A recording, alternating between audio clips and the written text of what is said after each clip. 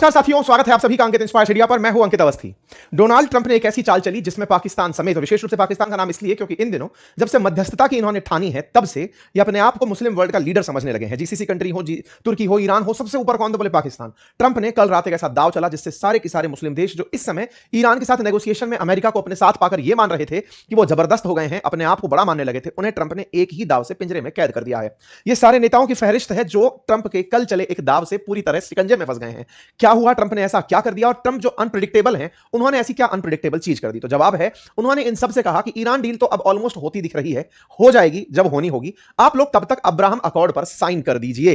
अब ये Abraham accord क्या है, इसकी डिटेलिंग तो मैं आगे चलकर दूंगा। आसान भाषा में ये जान लीजिए कि अब आप लोग इजराइल को मान्यता दे दीजिए। मतलब इजराइल जिसको मुस्लिम देश इतने समय से, जब से इजराइल अस्तित्व में आया है तब से लेकर अब तक, जिसे मान्यता यानी कि एज ए कंट्री नहीं मानते, पाकिस्तान जिसके पासपोर्ट पर लिखा हुआ है कि दुनिया के सभी देशों में वैलिड है एक्सेप्ट इजराइल, मतलब वो अपने पासपोर्ट में जिस चीज को हाईलाइट करता है, उस पाकिस्तान के साथ धप्पा कर दिया ट्रंप ने। कल रात को ट्रंप के इस बयान के बाद अंतरराष्ट्रीय स्तर पर सुर्खियां बनती हैं कि Trump add fresh uncertainty to Iran peace talk with Abraham accord post. ये अब्राहम अकॉर्ड कितना घातक होगा मुस्लिम देशों के लिए, पाकिस्तान जैसे देश के लिए जहां इमरान खान ये कहते हुए जेल चले गए कि शहबाज शरीफ को तो ट्रंप ने बिठाया ही इसलिए, या अमेरिकी सरकार ने बिठाया ही इसलिए है ताकि वो इजराइल को मान्यता दिलवा सकें, ताकि वो लोग इनके मदद से अब्राहम अकॉर्ड साइन कर सकें। ऐसी स्थिति में आज की ये चर्चा बेहद खास है कि इस अब्राहम अकॉर्ड में सब लोग कहां फंसे हैं, किस देश की क्या प्रतिक्रिया आई है, क्या पाकिस्तान और सऊदी इस चीज के लिए तैयार हो पाएंगे, और अगर नहीं होते तो ट्रंप इस नेगोशिएशन में कहां इन्हें खींच कर ले जाएंगे। बड़ी रोचक जानकारी है, डिटेल में बताएंगे और ये समझाएंगे हर देश की मजबूरी क्या है और हर देश कहां तक तैयार हो सकता है। ट्रंप इस तरह से कौन सा खेल खेल रहे हैं और इजराइल अल्टीमेटली हॉर्मुज को खुलने क्यों नहीं दे रहा है। कल रात जहां एक और खबर आ रही थी कि 30 दिन के लिए हो सकता है स्टेट ऑफ हॉर्मुज को लेकर सीज फायर तैयार हो जाए अमेरिका और ईरान के बीच, इसी बीच में इजराइल का लेबनान पर हमला होता है और हिजबुल्लाह को निशाना बनाते हुए 70 से अधिक ठिकानों पर गोलियां चला दी जाती हैं। समय बीतता है, ट्रंप ने कहा हम भी कहां पीछे, और ईरान में स्टेट ऑफ हॉर्मुज के आसपास वाटर के अंदर माइंस बिछा रही बोट्स को निशाना बनाया जाता है।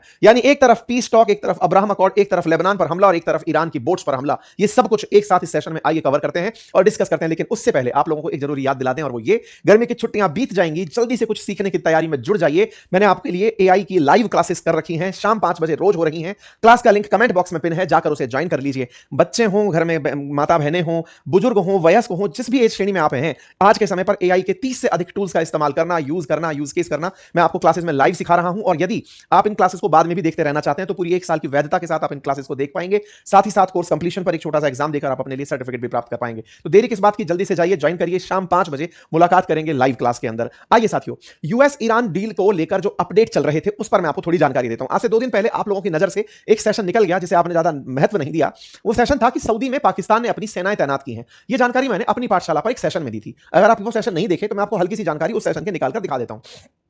हुआ ये कि ट्रंप ने पाकिस्तान को जिम्मेदारी दी हुई है कि तुम जाओ ईरान से बात करो। ट्रंप को एक ही चीज चाहिए कि अपना एनरिच्ड यूरेनियम हमें पकड़ा दो, उसके बाद जो होगा वो देखा जाएगा।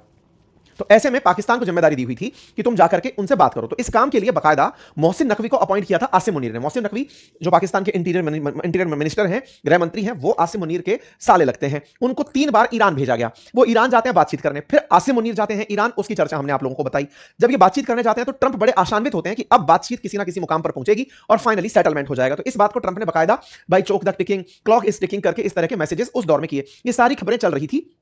इस बीच में एक चर्चा निकलती है कि पाकिस्तान ने एक तरफ ईरान से बातचीत के रास्ते खोले और दूसरी तरफ ईरान अगर भड़क गया कि नहीं साहब मैं नहीं मान रहा, मैं तो युद्ध करूंगा, तो सऊदी अरब को उसके डिफेंस पैक्ट के तहत यह सुविधा दी कि तुम्हारे ऊपर अगर ईरान ने गोले चलाए तो हम अपने फाइटर जेट तुम्हारे पास तैनात कर देते हैं। और वही हुआ, पाकिस्तान ने अपने जेट स्क्वाड्रन तैनात कर दिए, हजारों की संख्या में ट्रुप्स तैनात सऊदी अरब में कर दी। ऐसी एक्सक्लूसिव खबर निकलकर रॉयटर्स से आई। हालांकि इसकी पुष्टि पाकिस्तान अभी भी करने से बच रहा है, लेकिन जो भी है, यह खबर बाहर निकलकर आती है। उसके बाद क्या हुआ, अब वहां से हम इसको लेकर आज तक लेकर आते हैं कि ट्रंप ने कैसे दाव पेच चले और पाकिस्तान अपने ही बिछाए जाल में कैसे फंस गया। मैं वो आपको सामने रखता हूं। तो देखिए साहब, मैंने बताया था कि आसिम मुनीर ईरान जाएंगे। ये जो मेरे सेशन थे ना, इसमें मैंने ये बताया था कि ये आने वाले समय में ईरान जाएंगे, ये यात्रा की बात थी।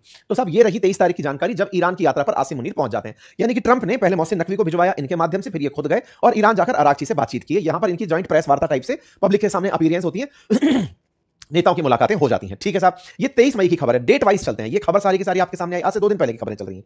इसी बीच में मार्को रूबियो 24 तारीख को भारत में प्रेस कॉन्फ्रेंस करते हैं। मार्को रूबियो अमेरिकी विदेश मंत्री भारत की यात्रा पर क्वाड समिट के लिए आए हुए हैं। आज क्वाड समिट हो भी रही है। ठीक है, ऐसे में जब ये लोग यहां पर आए हुए हैं तो यहां पर मार्को रूबियो से सवाल पूछा जाता है कि सर ईरान का अपडेट क्या है। तो इन्होंने कहा बस वो न्यूक्लियर वेपन पर तैयार हो जाए, डील एकदम हुई रखी है, जिस भी समय तैनात होगी हम जैसे समय बात बनेगी वो हो जाएगा। ट्रंप की पिछले समय में एक आदत रही है जब भी पीस नेगोशिएशन चल रहे होते हैं, ट्रंप अपने सोशल मीडिया हैंडल पर कुछ ना कुछ धमकाने भरा जैसा काम करते हैं। इधर नेगोशिएशन चल रही है, वो गोला डाल देंगे, कहीं धमका देंगे, अगर ये नहीं किया तो हम ऐसे मार डालेंगे, ये कर देंगे। ट्रंप उस खेल में बिजी थे, यानी कि वो एक टाइम पर पुचकार भी रहे होते हैं, दूसरी तरफ से मार भी रहे होते हैं। इधर से पाकिस्तान बातचीत करने गया तो उधर से ट्रंप अपनी तस्वीरों के डरा कर उनको डराने लग रहे हैं। खैर, इससे कई बार ये भी लगता है कि ट्रंप चाहते भी हैं कि नहीं कि डील हो, या दुनिया को दिखाते रहना चाहते हैं कि देखो मैं डील में लिप्त हूं। ऐसा खैर आने वाला समय डिकोड करेगा। एनीवे, इसके बाद खबर आती है 24 तारीख के दिन कि ईरान का एग्रीमेंट हो गया, लार्जली नेगोशिएट हो गया, ऐसा ट्रंप का कहना है कि ऑलमोस्ट बातें हो गई हैं। ट्रंप ने जिस समय ये बात कही वो तारीख 24 मई थी। 24 मई को अपने यहां पर मार्को रूबियो आए हुए थे। जब मार्को रूबियो यहां आए हुए थे, उसी समय ट्रंप का एक ट्वीट आता है कि मैंने सऊदी अरब से बात कर ली है, कतर से बात कर ली है, पाकिस्तान, इजिप्ट, बहरीन, जॉर्डन, इन सबसे बात कर ली है कि हम ईरान के साथ में जल्दी ही किसी एमओयू पर जो कि शांति वार्ता से जुड़ा होगा उस पर पहुंचने वाले हैं। 24 तारीख को ऑलमोस्ट ये लगने लगता है कि डील हो गई है साहब। इस पर पाकिस्तान के इशाक डार निकल कर आते हैं, विदेश मंत्री आकर के, उप प्रधानमंत्री आकर के जबरदस्त धन्यवाद सबको देते हैं कि बहुत बढ़िया सर, हो गया डील फाइनली, बहुत अच्छा हुआ, इसी दिन का तो इंतजार था। 24 तारीख के दिन सबको धन्यवाद बट जाते हैं, यानी कि एक प्रकार से मध्यस्थता हो गई है सर, अब हमारी बीच में डील हो गई है। ट्रंप ने कहा था वो काम फाइनली हो गया है। अच्छा सर, इस बीच में अति उत्साही पाकिस्तानी स्टाफ चाइना की यात्रा पर पहुंच जाता है। इस बीच में आपको शहबाज शरीफ, आसिम मुनीर और इशाक डार, ये तीनों की तीनों आपको नजर आ जाते हैं शी जिनपिंग से मिलते हुए। मतलब आप समय को देखें, 24 तारीख के दिन ये घटना होती है, धन्यवाद बोलते हैं, सब कुछ हो गया होता है, ट्रंप ने कह दिया होता है कि हाँ बढ़िया, सब पीस प्रोसेस हो गया, सब हो गया। इधर ये तीनों कबूतर उड़ करके पहुंच जाते हैं शी जिनपिंग के पास। मतलब ये शी जिनपिंग के लिए भी उतने ही विश्वस्त बनने के लिए पहुंचे जितने अमेरिका के लिए थे कि अमेरिका देखिए हमने आपके लिए डील कर दी, उधर जाकर थैंक यू उसको भी बोलने पहुंच गए, सर थैंक यू, आपके लिए हमने डील करा दी। यहां पर बकायदा तीनों को लेकर शहबाज शरीफ पहुंचते हैं, इनके बीच में इस तरह की वार्ता होती है। इस वार्ता में आसिम मुनीर यहां पे वांग वी के साथ बातचीत करते हुए दिखाई देते हैं। ये कुछ वैसा था कि पाकिस्तान अमेरिका और चीन को एक साथ लेकर, दो अपोजिट ध्रुवों को एक साथ लेकर ईरान डील करा रहा है। लोगों का मानना था कि इस चीज को ऐसे भी समझा जाए कि क्या पता पाकिस्तान को अमेरिका ने कहा हो, क्या पता अमेरिका अभी चाइना की यात्रा पर जब ट्रंप गए थे तो उस समय पाकिस्तान को ऐसे मध्यस्थ के रूप में रखा गया हो जैसे पहले भी रखा गया है निक्सन के टाइम पर, कि वैसे ही उसका इस्तेमाल किया हो कि ईरान के साथ नेगोशिएशन करा दो। ये तीनों की तीनों बढ़िया से उड़कर वहां जाते हैं, शी जिनपिंग से मुलाकात करते हैं, लगता है बढ़िया हो रहा है। ओके, ट्रंप लेकिन चाइना के साथ अपने प्रेमियों को मिलते देख नहीं पाते, रात को ही एक बम फेंक देते हैं। और वो बम क्या है उसको सुनिए साहब। यहां पर ये कहते हैं कि देखिए नेगोशिएशन तो अब ऑलमोस्ट हो ही गई है, it will only be a great deal for all of us, और नो डील एट ऑल, हो नहीं हो क्या ही फर्क पड़ रहा है। लेकिन अब मैं आपके सामने एक चीज और रख रहा हूं। उस चीज में इन्होंने जिन जिन का नाम लिया उसमें लेके सऊदी अरब से तुर्की, Egypt, Jordan, Bahrain, Qatar, Saudi, सबके नाम ले डाले, और उन सबके नामों को लेते हुए एक लाइन में लाइन कही, और वो ये कि आप सब लोग इस दौर में जब डील साइन हो ही रही है, आप सब लोग इतने इजराइल के साथ में अब्राहम अकॉर्ड साइन कर लीजिए। साथियों, ये एक ऐसी घटना थी जो इन देशों के ऊपर बम की तरह फटी। हुआ कैसे? हुआ ये कि इन सभी देशों की, पाकिस्तान, सऊदी, कतर, यूएई, तुर्की, इजिप्ट, जॉर्डन, बहरीन, इन सब की एक मीटिंग बुलाई ट्रंप ने। उस मीटिंग में टेलीफोनिक वार्ता थी, वर्चुअल मीटिंग थी। ट्रंप सबके सामने कह रहे थे कि देखो सब लोगों ने बहुत अच्छा किया, अब सुनो सभी लोग ना एक काम और कर दो, लगे में लगा, और वो क्या है? अब्राहम अकॉर्ड पर साइन कर दो। जैसे ही ट्रंप ने ये बात बोली, अचानक सभा में सन्नाटा छा गया। ट्रंप यहीं पर रोकते हुए बोले, आप सुन लो, आप लोग सुन पा रहे हैं मुझे? आपको मेरी आवाज आ रही है? फोन डिस्कनेक्ट तो नहीं हो गया है? ट्रंप मस्करी करते हैं और इन लोगों को फिर से दिखाते हैं कि तुम्हारी कोई औकात नहीं है, मैं तुम्हें यूज कर रहा हूं, तुम्हें दिख क्यों नहीं रहा है?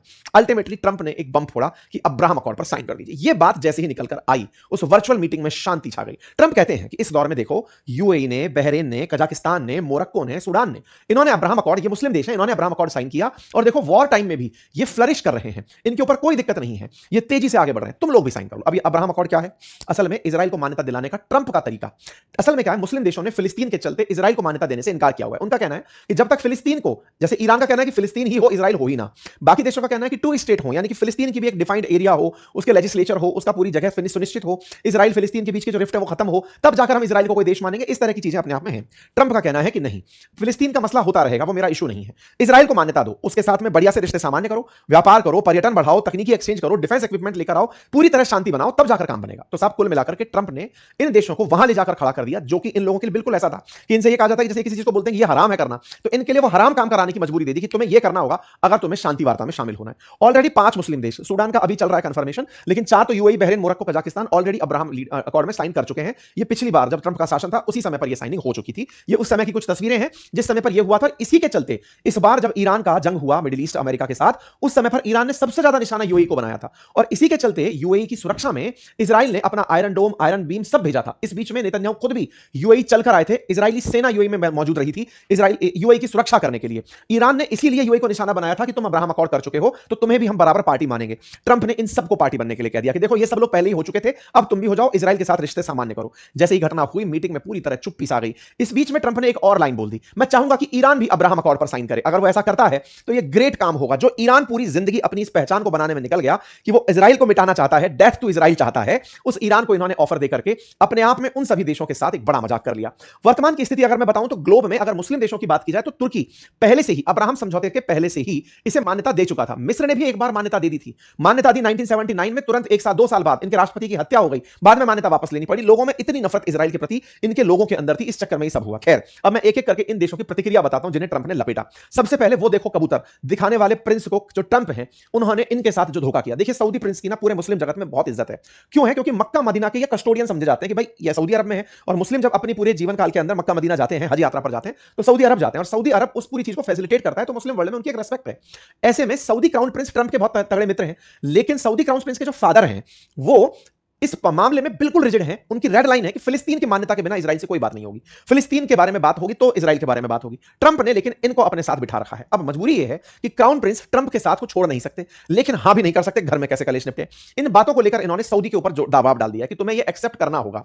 हो सकता है एक दो अटकलें हो आप लोगों की, एक दो कारण हो आप लोगों के ना करने के, उन्हें देखा जाएगा, लेकिन आपको यह एक्सेप्ट करना होगा। सोचकर देखिए कि ट्रंप के कहने के बाद सऊदी के अंदर बातचीत होना शुरू हुई, और सऊदी ने तुरंत कहा कि यह काम हम नहीं कर सकते। उनके देश के अंदर इशू खड़े हो जाएंगे, अपने लोगों को क्या बताएंगे कि फिलिस्तीन को लेकर हमारा क्या स्टैंड है। जहां तक बात हो तुर्की की, तुर्की क्योंकि पहले से ही मान्यता देकर चल रहा था इजराइल को, लेकिन इस बीच में जब हमास और इजराइल का युद्ध शुरू हुआ, उस बीच में हमास को उन्होंने स्वतंत्रता सेनानी करार देकर के इजराइल को आतंकी राष्ट्र घोषित कर दिया। मतलब तुर्की पूरी तरह से रिवर्स चल रहा है। तुर्की चाहेगा कि सऊदी एक बार इसको अब्राहम में शामिल हो जाए, फिर ये मुस्लिमों की नजर में एक हीरो बनकर निकलेंगे कि देखो मैंने इजराइल के खिलाफ कितने बयान दिए। सब लोग अपने लोगों के बीच में इज्जत पाने के लिए इजराइल को मोहरा बना के चल रहे हैं कि तुम्हें हम गाली देकर खुद की इमेज चमका पाएंगे। जहां तक बात हो ईरान की, ईरान तो लड़ता हुआ ही इसलिए आया कि इजराइल होना ही नहीं चाहिए इस धरती पर, इसी के चलते इन पर हमले भी हुए हैं, क्योंकि death to America death to Israel कहने वाला ईरान है, और ईरान ने इजराइल के खात्मे के लिए ही हिजबुल्लाह, हमास, हूती इन सबको समर्थन दिया।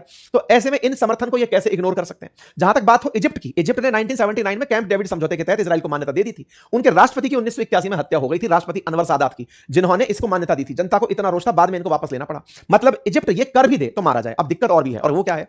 असल में इजिप्ट का जो सिनाई पेनिनसुला वाला हिस्सा है ना, वो इजराइल के साथ बॉर्डर साझा करता है, और इजराइल के साथ एक राफा बॉर्डर है जो यहां पर लगता है।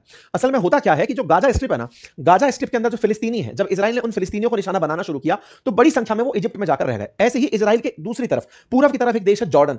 जब गाजा के अंदर या फिर इजराइल के अंदर फिलिस्तीनियों को हटाया गया तो वो जॉर्डन में आकर शरण लिए। अभी 70% जो जॉर्डन की आबादी है ना, वो फिलिस्तीनियों से है, और सिनाई पेनिनसुला में भी बड़ी संख्या में फिलिस्तीनी है। ऐसे ही लेबनान में भी बड़ी संख्या के अंदर फिलिस्तीनी है।